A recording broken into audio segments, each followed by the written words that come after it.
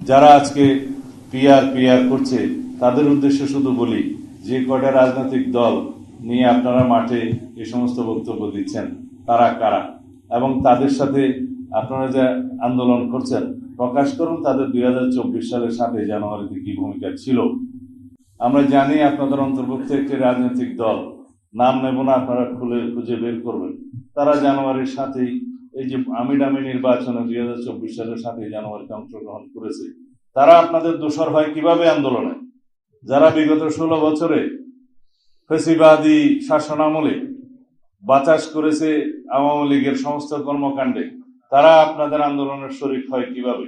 তারা বাংলাদেশের মানুষ তাদের মুখোশ চিনে মুখোশ উন্মোচন করেছে। আমরা মনে করি জনগণকে বিভ্রান্ত করার জন্য আপনারা কোনো আন্দোলন করা সঠিক হবে না বাংলাদেশের এই গণতান্ত্রিক আবহের মধ্যে। আমরা চাই সবাই ফেসিবাদ বিরোধী জাতীয় ঐক্য অটুট থাকুক।